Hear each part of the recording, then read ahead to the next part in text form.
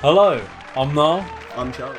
and welcome to the If You're Listening to This, We're Probably Dead podcast on video for the first time. Charlie, it's good to be back. It's been 2 weeks since we did an episode. I was going to say about 2-3 weeks, yes. Because I was uploading these while I was away on business. I was away on business. I was staying with my girlfriend, staying with my beautiful wife, and we've done some pretty cool stuff. We've had our first celebrity guest as you're listening to this. Oh yeah.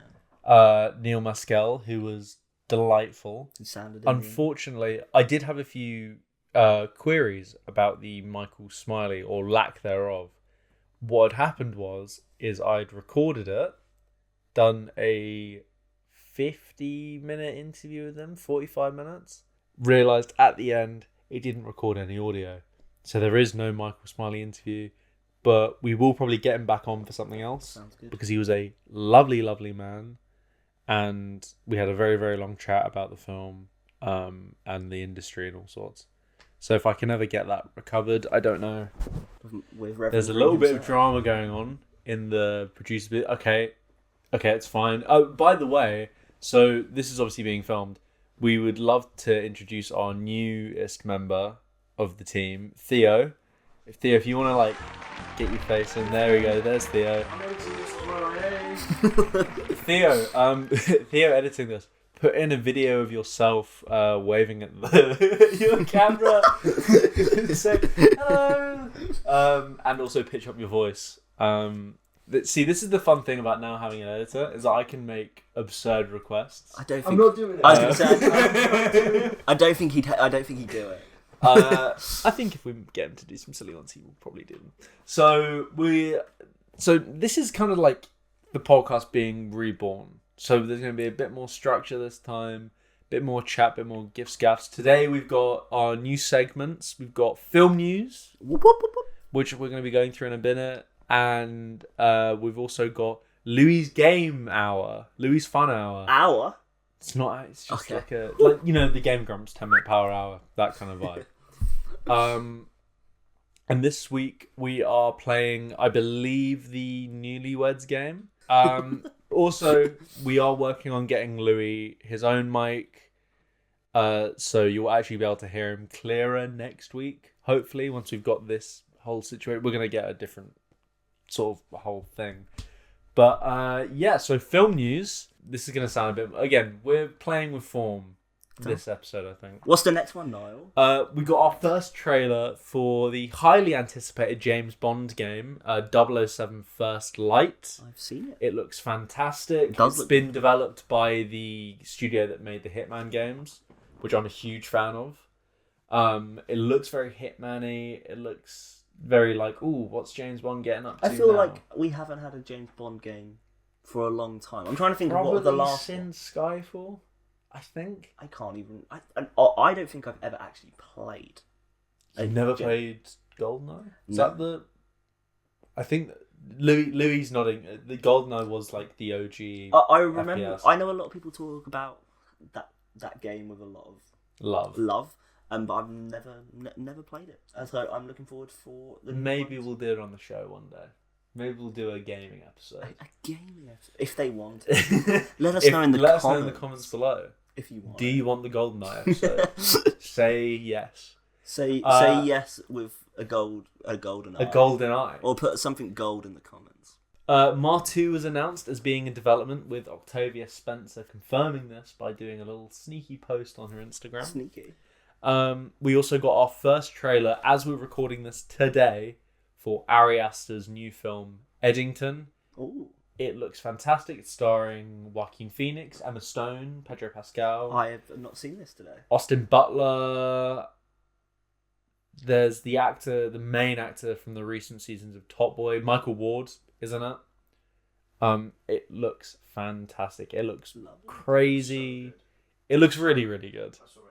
It looks absolutely insane. I must have missed this when I was at work.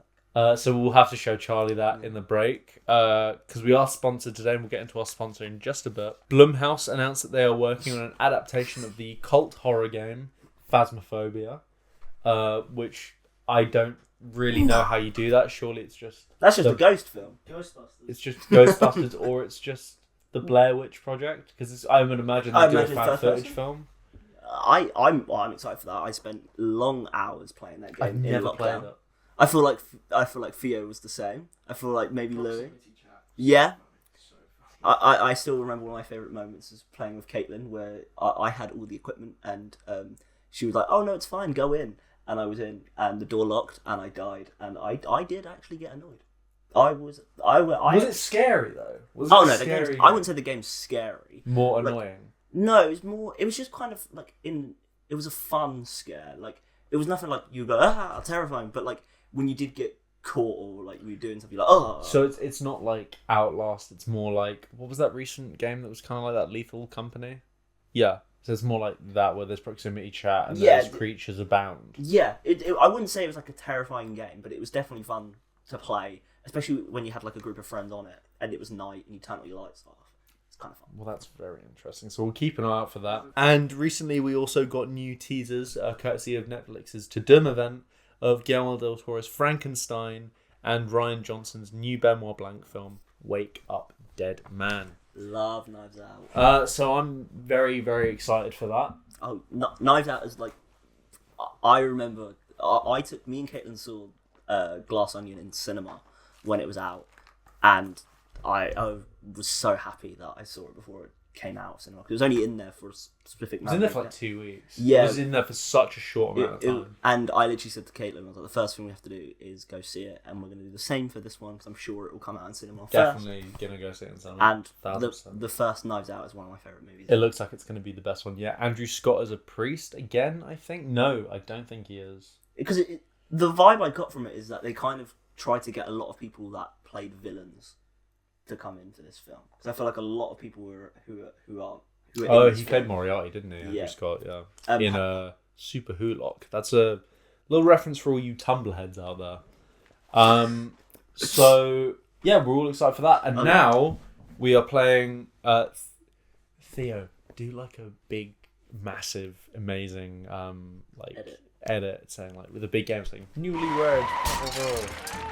Yeah, explosion. We want you in the corner here in the lower. Louis, do you want to? Shall I explain the premise of the game, or would you like to? Well, it's a very simple premise. Would you like to come sit here? The Newly game. So in this game, I'm going to ask our two lovely contestants some questions about themselves, about each other, and maybe a little bit about life. We're going to learn a lot. Okay. Oh no. I'm ready. Do I have to match the answer of Niall, or do I have to... I don't... Yeah, how's it work? I think some of them are like, we have to see if we can match, and then some of them are like, what's the other person's favourite? Oh, or like, what's Niall's favourite food, and then I will write my one, and then you'll write down like what. Sounds good. Is that? Yeah. If it's Niall's favourite food, I am absolutely screwed, because you... Mm-hmm. What was the last meal that you cooked for each other? Last meal that we cooked for each other. So Charlie, you have to write the last meal that you cooked for Niall. He's never cooked me a meal. So the last. And then I've got to write. And you've got to write the last thing that you cooked, Charlie, and you've got to see if he remembers what it was. Niall, I know. You write what I last cooked you, and I will write what I last cooked you. God, I feel like I'm drunk. There's so much happening. So what's the last thing I made for you? That's what you got to write down. Okay, all right. You've got to write down the last thing that the other person made for you. I think it's this. Ready? 3, 2, 1. Kebabs. Tacos. It was taco. I was trying to think of like it was some kind of. Was it chicken? No, it was beef tacos. It was beef tacos. Oh, well, I guess we know who's the better friend out of the two already. I remember because it was beef tacos. We were at my house. It was after I don't know what we did. We did something, but there was a big group of us. We shot something, didn't we? We did film something. So for everyone that gets right, you get 5 points. So how many points does he have? We got no points. But you got... We'll do 4 rounds where you can earn 5 points for each question, and the final round where you can earn big 25 points. Just like that game, we can't say the name, but in the Newly game. How much Newlyweds did you watch in prep for this? Because you're sweating right now. It's very hard. I watched about 3 compilations of them. Fuck yeah. Okay, here we go. Okay. How many jumpers for your dog is too many jumpers for your dog? Please write down your answer. Are we trying to match or Yeah, I think. we're trying to match? Yes. Okay. Yeah. Now, Charlie, as someone who I know buys jumpers for his dogs What? quite often, what did you say is the Should we not say at the same time? I mean, if you want to then go ahead. Okay, no. Yeah, Charlie, go. I put Okay. Charlie, do you even know what number that is? 100,000. Okay, good. Now, 100,000. What have we got here? 1. Oh, 1 is too many. That Nope. is objectively the correct answer. what? No, it isn't. No, right. Okay. I'll Milo give you loves this. his jumpers. I will give you. He's never told you that. what I will say is this. Right? If it's a coat, give your dog a coat for the wet weather. Fine. That's absolutely fine. A jumper. Why do they need a jumper? Because Milo, when he gets cut, his fur is really short and he gets cold. So we give him a jumper and he likes it. How long does he wear the jumper for? Does Does he wear it till his hair grows back? Yeah. So it's just an endless cycle of it gets long enough where you need to cut it. So let's just cut it all off. Oh, but now he's going to be too cold So we because put a jumper back on him. So how many jumpers does he have? About 12. He's got 12 You've got more jumpers. clothes than me. Me and Caitlin were going to buy him a Ralph Lauren jumper the other day. You were what? Are you joking? No, we were going to go. We were going to spend £120 on the jumper for Milo. Are you taking the piss? No, I'm actually being serious. We were so certain we were going to do it. £120. Yeah. But Charlie, it's not. It's wasted on him. Not feasible. He has no concept of that. Yeah, has but no he would concept of look. what it He is. would look cool in the jumper. God, Charlie, why not just get one that kind of looks the same? No.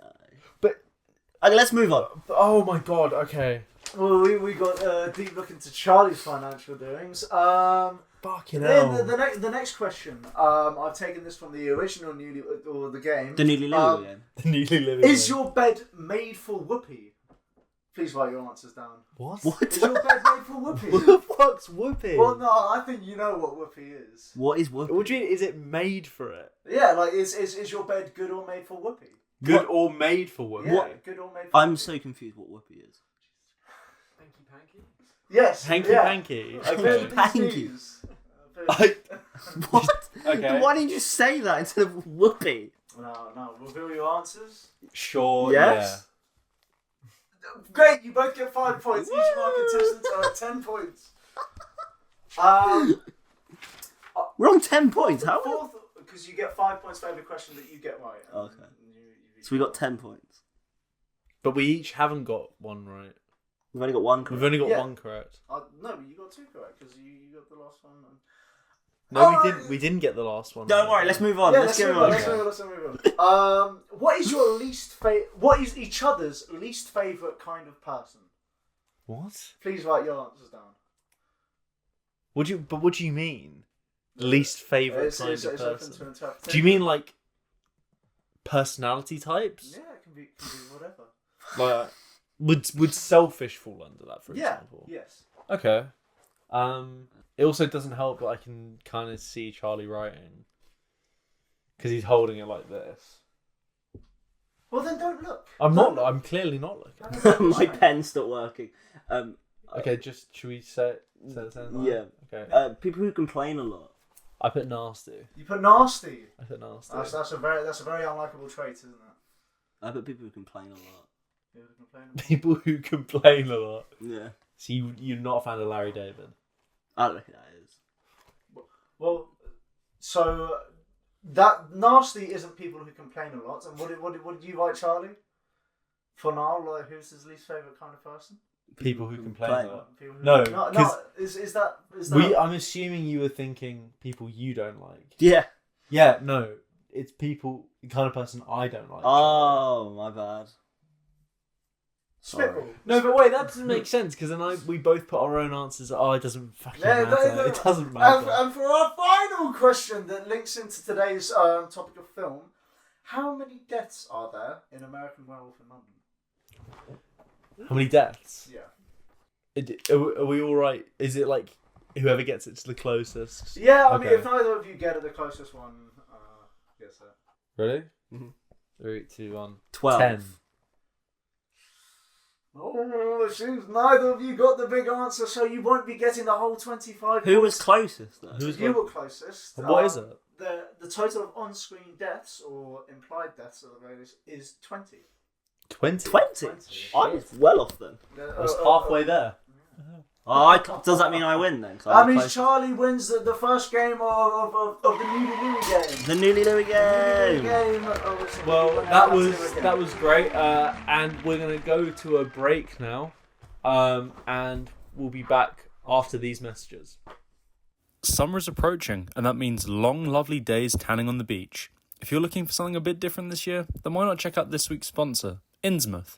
Nestled on the coastline of Essex County, Massachusetts, Innsmouth is the perfect place for a long weekend or a week of lounging around. Ideal for families, solo travellers and hitchhikers, it really is the Northeast's answer to Miami. Highlights to check out include local churches of a bygone era, a fishing trip out in the cove, and living it up with some fishy locals. This summer, make yours an Innsmouth one. This advert was paid for by the Miskatonic University Arkham, with approval by the Innsmouth Tourist Board. The Miskatonic University, and if you're listening to this, will probably take podcasts, bear no responsibility for those choosing to travel to Innsmouth or any dangers they may come across. Dangers include human sacrifice, murder, kidnap, and ritual torture. We also claim no responsibility for any time slip incidents. Other dangers include drowning, high pint prices, and absurd parking fees. Now back to the podcast.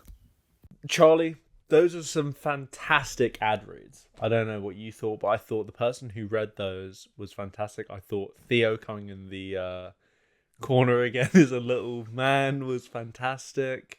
Doing a little jump and going, yay! I thought those bits were really good. So, yeah, let's talk about the film. Firstly, we'll do what we do each week, give a brief synopsis. Sounds good. So, American Werewolf in London. It was released in 1981, directed and written by John Landis.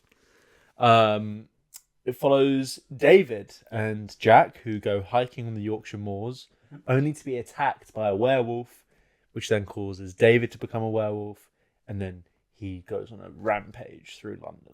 I think that synopsis is good, but I think it misses out on a lot of the key details. Yeah, well, it's just like a... I know. I'm just saying, I feel like you reading that immediately, to me, sounds like it's a very deep, scary horror film. Doesn't scare you? The film did not scare me, but I still love it because I think the acting in it is phenomenal, and I think one of the best parts about the film to me is the beginning. Nothing really happens in it to be that. Such a nice vibe. Yeah, it's got such a good vibe to it. The chemistry between those two, because let's be honest, the first 15-20 minutes first 15-20 minutes without the people who are in the pub. I think it's only 10. Was it first 10? First 10 minutes. First 10 minutes without the people in the pub. It's just them two carrying it. And it doesn't, like, I was watching it. I've seen it a few times, but yesterday I rewatched it. I think this was my 4th time.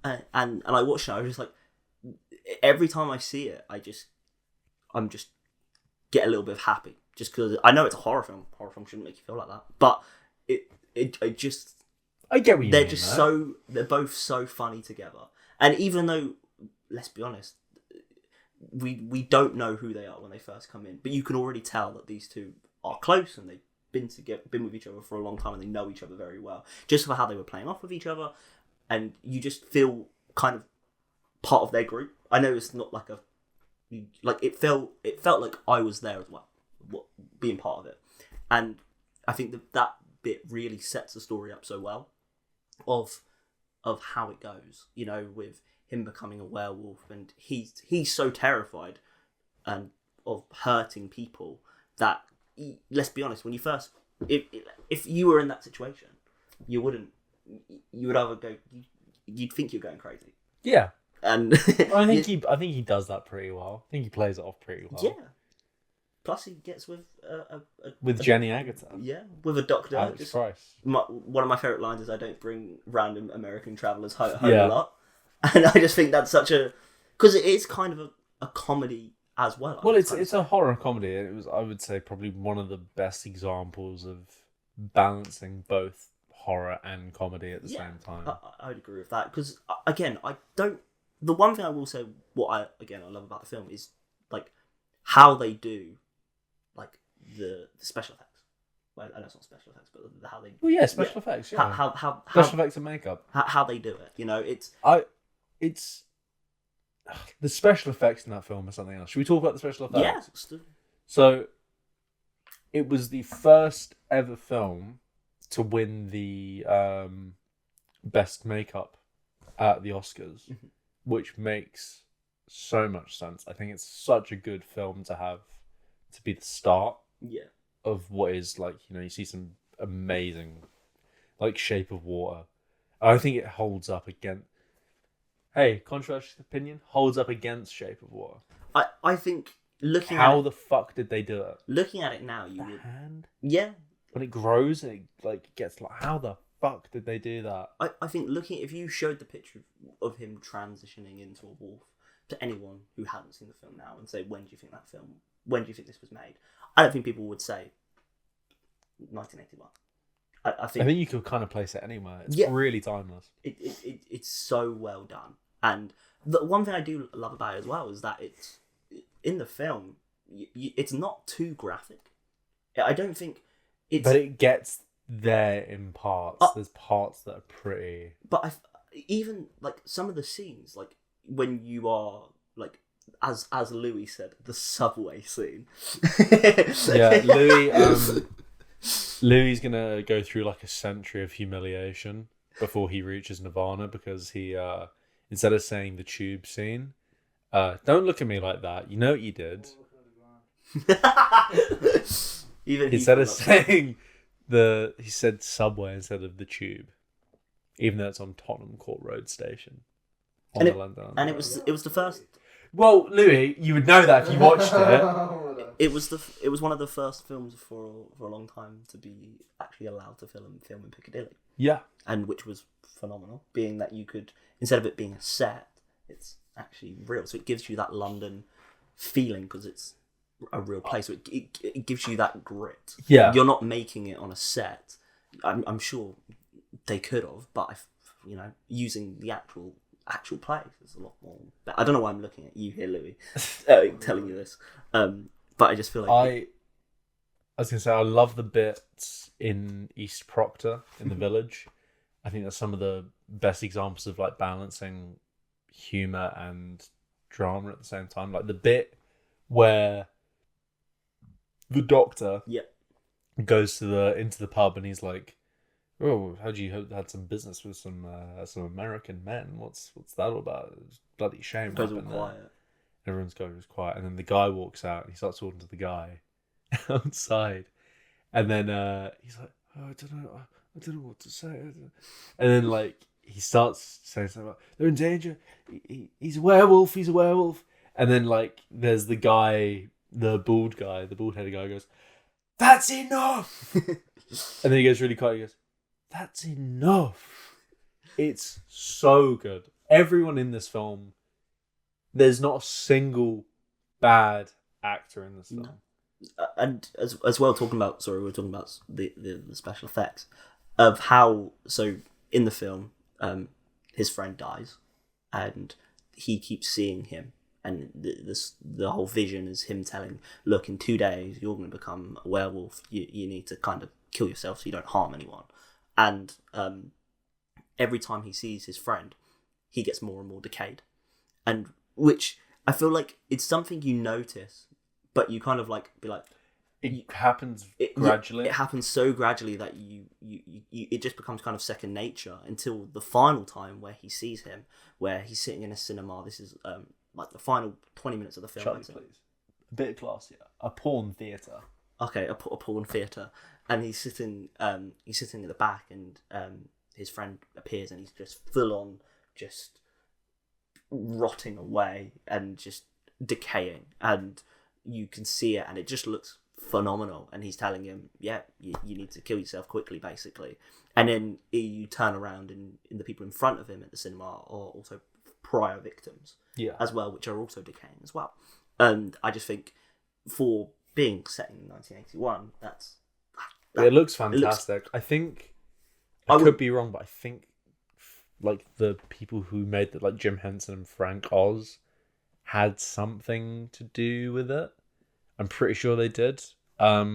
Especially with the actual physical werewolf. What I like about the werewolf itself is that you don't really see it until even like the bit where it's going up to the guy on the tube escalator. It's a little bit POV. Yeah. Yeah. You see like a little bit of it, and then you only really see the werewolf at the end. Yeah. Which is one of the fucking scary. And the ending is, to me, so fucking iconic. Batshit. The ending is fucking crazy. Because I remember the first time I watched the ending, and I was just... I didn't realise I forgot how fucking mental it was. I remember literally sitting there, and it was one of those reactions where I just went, oh, okay. Oh, so this movie has no happy ending. It is just over. It goes from like, whoa, this is fucking crazy. Look at all these people crashing into fucking cars. Look at the people getting fucking smushed in between cars. Whoa, this is mad. Oh, someone's head is rolling off. Mm-hmm. Oh, this is the most bleak ending ever. Yeah. Oh, she says, I love you to someone and then sees the love of her life get shot and gunned down. It's also talking about it. It's a very nice love story. I know that sounds very weird in a horror film. It's very sweet. But it's a very... Talking about it's kind of quickly for them to fall in love. Because the film is really... Other than... It's what, the bit 95 minutes? Something like that? Yeah, it's an hour and a half film. But it doesn't... like, the first... Like, as Niall said, first 10-15 minutes, that's set technically in the past. Because then he wakes up and he's... Because he was in a coma for, did they say 2 weeks? I think it was 2 weeks? 3 weeks? 3 weeks, thank you, producer Louis. As we see, he did watch the film. Yeah, Louis watched the film. And for 3 weeks, and then the rest of the film happens in 2 days. It doesn't really take place in the past, though. But it's not the past. It's just the beginning of the film. Yeah. But other than that bit there, it's all set in 2 days. Yeah, which is crazy. And it feels a lot longer than that. It feels like we see a lot more than that.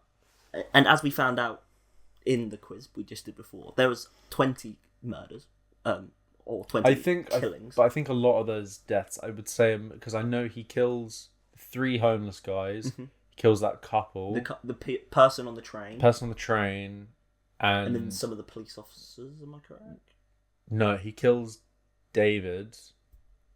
No, he doesn't kill David. He kills Jack. Mm-hmm. Well, Jack is not killed by him, but... By the werewolf. But by that werewolf. Mm-hmm. Also the original werewolf. So that's 5, 6, 7, 8. And then he kills the police officer, like the captain who's in charge of the investigation. I think the rest of them, the other 11, are like from all those car accidents. Yeah. Which is mad. So a majority of the death isn't anything to do with the werewolf at all. No. But to do with poorly maintained British roads. British highways. I know you're listening to this. 60 and 25. You know, not even that. Southern highways. Whatever the southern or southeastern, wherever we are. What are we? It's just national highways. Okay, national highways for the south. For the south. Suck your mum. Right. No. I've been up in Yorkshire recently for the past 2 weeks. Beautifully maintained roads. I have been up Twines and been up cobbled streets that feel nicer to drive up than the roads that are here in North London. I'm fucking sick of it. So, you know what? North London Council, Camden Council, Barnet Council, Finchley Council, whatever. Suck your mum. I hope you wake up with shit in your drawers every single fucking day. Your roads are shit. And I'm not done. Totteridge. Cut his mic. Fuck off. I'm fucking sick of it. Sorry. Right. That's a clip. That's definitely a clip. That's so funny. Right. Moving on now. Niall, what was your favourite part of the film? My favourite bits of the film are, as I said, the bits in the pub at like the beginning. Sorry to cut you up, but that part where they're in the little village, did give you a little bit of a Wicker Man-esque vibe. I think it's supposed, because there's clearly like not a cult mentality, but there's like a sort of group mentality amongst the people of East Proctor. I like that when they go in, the pentagram on the wall with the candles, and then he's like, look at that. It's a good American accent there. And then like cuts to like the cut to the pentagram is one of the funniest fucking things in this film. And the pub name. The Slaughtered Lamb. Yeah, it's kind of... like, where's the lamb? Probably inside getting cold. My favourite part was like, that's very welcoming, isn't it? Yeah. Let's be honest. Some of the pub names we have in Britain, they typically are just very the same. There's always a Red Lion around. I feel like every single town has a Red Lion. King's Head is a typical one. Yeah. As well. And I feel like that being, as a British person myself, I found that very funny. It's kind of a play on that we have. But it feels it's my other, what was I going to say? My other favourite bit before I get into what I wanted to say. There's just so much good stuff in this film that it's hard to pin down one thing. I think all-time favourite scene. It's what makes this one of my favourite films of all time.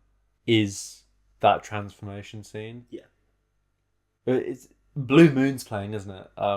Yeah. The Blue Moon. That one. And he's like tearing his fucking like himself apart, and he's screaming, and like his hands are going like, and then like the head.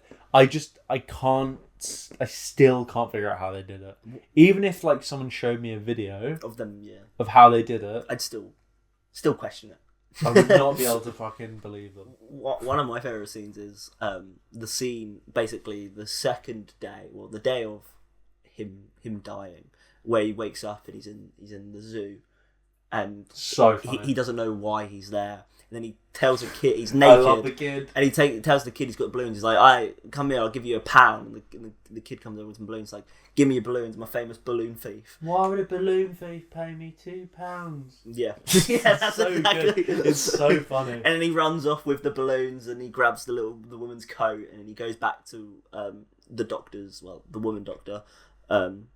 Is she a nurse or was she a doctor? She's a nurse. She's a nurse. I like the prefix of woman doctor as well, doctor, Charlie. Woman doctor. And there's woman doctors and there's man doctors. is that how your mind works? No. I was just trying to say, because if I said doctor, you might be confused on the male doctor. So I said woman doctor to talk about the woman doctor. But then... so, thanks for watching the show, everyone. We've had to shut down because HR have reported Charlie. Yeah. But yeah, that scene where he's like, oh, I feel so alive, I'm so happy and all this. And then he finds out when he gets into the cab... I've just eaten 7 people. When he ends up in the cab, and the guy's like, oh, we're back like in Jack the Ripper, isn't it? And he's like, what? He's like, oh, all these murders going on. And then he realised... Alan Ford, by the way.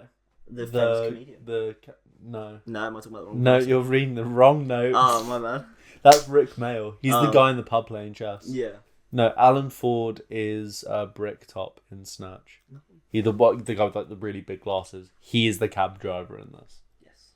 Which I remember the first time I watched it, I was like, I did like the meme, like the at the fucking camera, because I was like, fuck, that's him. But I don't think I'd seen him in anything else. But I love that scene where he's so, and then he tries to get arrested, and he keeps saying, "Oh, like basically, I hate the royalty and all that kind of stuff." And he's trying to get himself. I think I was like, "That's enough of that now." Yeah, and that's enough of that. The police officer literally having on. He's like, "Oh yeah, cool, whatever, mate." Like, and he's like, "Do you want me to arrest you?" And he's like, "Yes, arrest me." He's like, "Nah." But as Niall did some lovely note writing. I did. I would really like to talk about the first one on the note. Happily. We're going to talk about some of these bits of trivia and facts I found. So John Landis, the writer and director of the film, he came up with the story while he was working in Yugoslavia as a production assistant on Kelly's Heroes. According to Landis and a Yugoslav member of the crew, they were driving back in a car to location when they came across a group of Romani people. The Romani people appeared to be performing rituals on a man buried so that he would not rise from the grave. I think coming up with films like that is very cool. I like when a film just... Because obviously we've all made stuff, all the people in this room have made stuff. Just speaking personally, it's very cool when a film just you'll see something, you'll be like, what if that, but that'd be this instead? Be a cool film. Like, it's very much... I think that's sick that he was just... He was in the car and he saw these people doing things. He's like, what if he didn't see that? Do you know what I mean? Would this film still happen? Well, we're going to get into some other bits of would this film still happen. Just to talk about John Landis for a second. John Landis hasn't made a film, I think, or a commercially successful film, sorry, since, I want to say the 90s. What's the last film he made? I can't remember the last specific film he made, but he made a film, he was one of the directors on the Twilight Zone film, where during his segment, I think 3 people died in a helicopter accident. Oh. Because he didn't want to pay attention to safety regulations. It was something I don't fucking crazy like that. I don't think I've actually seen another film. I think they were kids as well that died. Coming to America, Trading Places, and Blues Brothers. Oh, so he's done some heavy hitters, and his son is a director as well. I can't remember his son's name, but his son has done some quite big stuff. Nice. Shall we move into reviews? I'm really excited. We will get to Charlie. Okay. You don't want to spoil your dinner with dessert already. I love Louis Review Hour. So despite being set on the Yorkshire Moors at the beginning, the film was actually filmed in Wales, specifically the Black Mountains, and the town of Crickedarn was the double for East Proctor. So nowhere near the Yorkshire Moors actually. Very annoying because I want to take a picture, and obviously doesn't. You could go to Wales and get a picture of that. Charlie, I'm not driving to Wales. Oh. Just on a whim. American Werewolf in London was actually the first film allowed to shoot in Piccadilly. London's Metropolitan Police Service agreed after Landis invited 300 members of the Metropolitan Police to a screening of his new film, The Blues Brothers. The police were so impressed by his work that they granted the production a 2-night filming permit between 1 and 4 a.m. So without the Blues Brothers, would we have this film? Without... Have you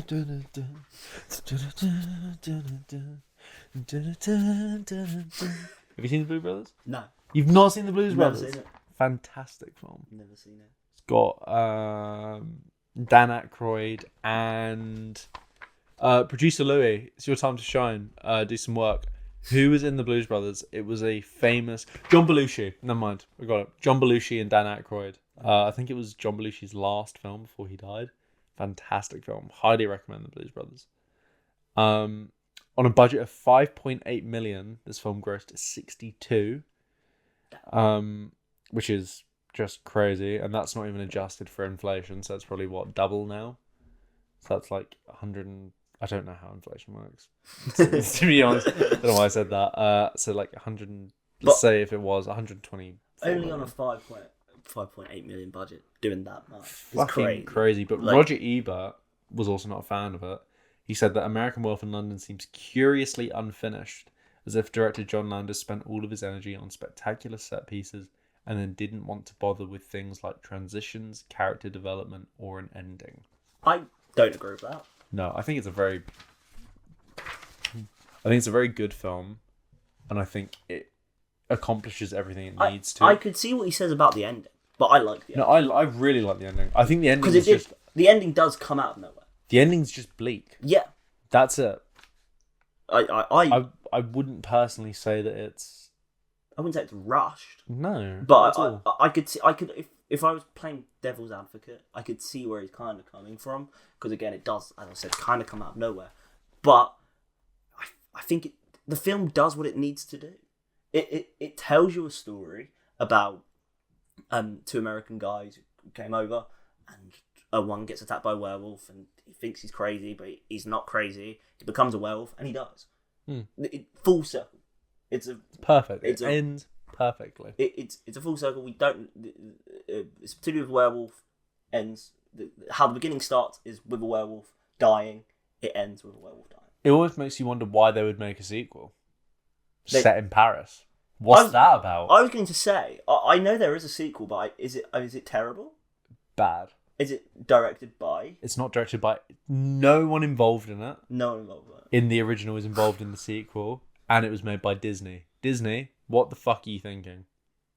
Because I kept seeing it, and I was like, oh, maybe I should give it a watch. But then I looked at the reviews, and it didn't look very good. It's just not good. Not a good time. Have you seen it? I've not seen it. I don't want to. Amazing. I've literally I had like zero interest in seeing it. Unless I saw like a DVD of it and see it. So like a charity shop for like £1, I think. But I'm not going out of my way to try and find it. So we've got a couple of bits of trivia. What we're calling the trivia section, we're calling it Theo's Trivia Tribulations. That's what we're calling it. Theo's Trivia Tribulations. And that's where we get like a nice banner here. And then Theo is like going to do the Blues Brothers where he goes... Theo's hating you right now. And he's gonna get a full suit on as well. He agreed to all this when he signed his contract. Because funny thing about getting Theo on is that obviously we film. If you've read our description, you would know that we film at Groom Lake, Nevada, in a undisclosed space that we're not allowed to name for legal reasons. The loopholes and rabbit holes and other such animal-based holes that we had to go through to get young Theo to even be here. A lot of money changing hands. I had to put in a few calls to our friends at the White House. No, they're in like Congress. We're not, with him. It took a lot for us to get Theo here. We're very happy he's here. He has to come with a balaclava over his head. He gets so gagged, he gets blindfolded, and that's just him on Friday night. It takes a lot of time for him to get here, so we're very thankful he does it. And then he has to walk all the way back to England. It's a 6-hour drive to the gate, 4 miles away. I have to walk up the driveway, which is 4 miles. It's not fun for you, I don't think. I don't think you're enjoying it, but he's here. And producer Louis had to put in a lot of work to get him here. So, but yeah, Theo's Trivia Tribulations. Is that what we agreed on? That's what it's called now. So David Norton recalled the zoo scene. He said, "As for running naked around London Zoo, in the scene where I'm in the wolf cage, the only reassurance I had was that the wolves had just been fed.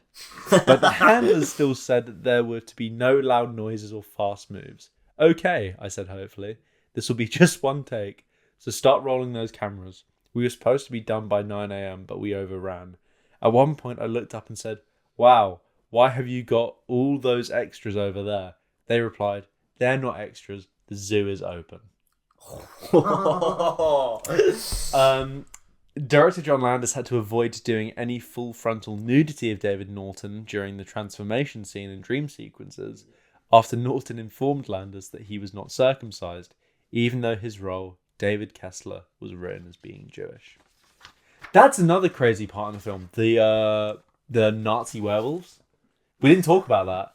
What? Nazi werewolves are fucking crazy. You don't remember the Nazi werewolves? He's having the dream, and he's at home with his family, and then the Nazi werewolves kick in the door. Yeah. That's crazy. Charlie. Have you not seen the film? I've seen this film. I feel like you guys are playing with me. No, right. Theo, this isn't even this is to Theo in the future, even though lovely Theo's in the room now. Theo in the future, just so Charlie knows we're not lying, put up just a screen grab here of just the Nazi werewolves. It's fucking crazy. And it's so... How do you not remember it? It's so violent. They come in with guns. They start tearing people's throats open. Charlie, do you think we're gaslighting you right now? Kinda. Because I don't Are remember. are you taking the piss? No. Charlie, we're not joking. I'm sure if I get that idea. Yeah, that's true. We'll show him at the end. Yeah. But that is it feels crazy for 1981, is what I want to say. Okay. It's fucking mad. Amazing. So, next segment, it's Louis' review hour. Lubed up loafers. where he's going to give us a very high review and a very low review. So, Louis, come over to the mic stand. So, from, a little bit scary, Stevie Boy 666 says, lost count of the numbers of times that I've watched this classic. There are just so many things that I love about it, beginning with the opening scenes where they shot it in the Black Mountains, not far from my home, and a place I know well. This is written by a Welshman. Yes, this is written by a Welshman. Would you like me to do a voice? No. Please, no. Please, definitely not. Joining the likes of Brian Glover and a very young Rick Mayall. And finally, on to London. It is a fantastic combination of horror, comedy, and even romance. Brilliantly paced and, of course, showcasing Rick Baker's amazing special effects. And last but certainly not least, it stars the very beautiful Jenny Agutter. Not only is this my favourite werewolf movie, but it is almost certainly one of my top 10 horror movies of all time. It's kind of like the definitive werewolf movie, right? Yeah. It's like, I have not seen a werewolf movie better than this. I watched this film, Howl, where they're like on like I think they're on like an LNER train or something, or they're on like a southeastern train going to Kent. It's like, there's a werewolf in the woods. There's no werewolves in Kent, man. What are you talking about? Does it get on the train? I think it does. No, because they all get off the train. Or we'll cover this film at some point actually, because it's bad. But they get off the train, and then I think the werewolf gets on, and then some. It's a bit like Train to Busan in a way, I think. Right. From what I remember, it's but not to be good. fair, a lot of the stuff the guys talked about, we brought up. Yeah, from most of these reviews, people are very complimentary about the special effects primarily that have like really impacted their view, because a lot of werewolf films don't really depict that very well. It either looks very cheesy or it happens off screen because they don't want to do it disservice. Give us the worst review you can find. Here we go. Here we go. We've got we've either got a review from Alice Spiral or Rides Upon Dragons. Rides Upon Dragons. Rides Upon Dragons, yeah, go on. This was poo. What can be said about American Werewolf in London? First of all, the actors cannot do what their name implies. There would be far more emotion if they were cardboard stick figures with speech bubbles. Normally while I'm watching a movie, I will do a play-by-play commentary. How fucking entertaining must that be? Normally, this annoys others. I can't imagine why. However, while we watched this movie, it was seemingly encouraged. Especially when he turns into a werewolf. Oh my gosh, my head, it hurts so much. I'll rip off my shirt. Yes, that'll stop it from hurting. Wait, it didn't work. Maybe if I take off my pants neatly and carefully. Honestly, this movie's plot could not be seen if it were right in front of you. It is non-existent. The film ends abruptly and it wasn't soon enough. I was also startled to find out it was not only made into a collector's edition, but had a sequel. And the special features, wow. Bloopers that aren't funny and don't have audio, and 15-minute long piece about the actor's hand being cast, which was dreadful, yet somehow more interesting than the film itself. Do not rent it. Nothing is worth the torture. Can we get that Letterboxd top 4, please? Letterboxd top 4? Yeah, can you go on their account? What is this on? This is on Is this IMDb? Oh. As before. We won't find out Dragon rides again. Pause. Change batteries. Should we just finish it like this? So sorry, ladies and gentlemen, but our batteries have fucked up. Due to no one's fault, to be honest. Well, no, the batteries haven't fucked up. Theo fucked up. It's your first day on the job. But yeah, we hope you really enjoyed this episode. I think this has probably been the most fun one to do. I would say out of the 3 films we've watched, this is number 1. Yeah, okay, yeah. It's definitely going into number 1 status. Definitely getting GOAT status currently. I would say American Werewolf Kill List. Countdown's kind of going into UNC status. Kill List is like underappreciated gem, and then yeah. Okay, cool. So what is the next film we are watching? We've got what did you give American Werewolf in London, Charlie? We get at 5, right? Yeah. I give that film a 4. I am giving American Werewolf in London a 5. I think it's our first 5 of the show. I love this film. It's one of my favourite films of all time. Just absolutely fantastic. I can't fault it. I have a lot of fun with it. Yeah. Right, so now it's time to play the game. We're going to, as always, go to our list, and we're going to scroll. We're not going to scroll, sorry. You're going to shuffle? We're going to shuffle for what our film next week is. Can I get, now that we've got an actual editor, I'd like a drum roll, please. Not you. You ready? Yep. Our next film is Shaun of the Dead, which means we will be doing if we're doing Shaun of the Dead, that means we'll do a 3-episode special. We'll do each of the Cornetto trilogy. So we're going to do Shaun of the Dead next week. Week after that, we're going to have Hot Fuzz. The week after that, we're going to finish it off with The World's End. Thought we'd do that a lot later, to be honest. But I'm very happy to do it as soon as possible. Oh no, wait, we're supposed to leave it a secret, aren't we? Oh, it's been told now, though. Either way, okay. Shaun of the Dead. Get excited. Get hyped. It's going to be a really good, nice 3-episode special. But thank you so much for listening. I've been Niall. I've been Charlie. And we, again, also obviously joined by our producers, Handsome Theo and Handsome Lou. You can follow me on Letterboxd at Niall03. Oh yeah, you can follow us on TikTok, which is going to go up on screen here because I can't remember the name of it at the moment. And we're very excited for where we're going with this, which is really fun. But yeah, thank you guys so much for listening, and we will see you next week. Bye. Bye. Bye. Bye. Bye.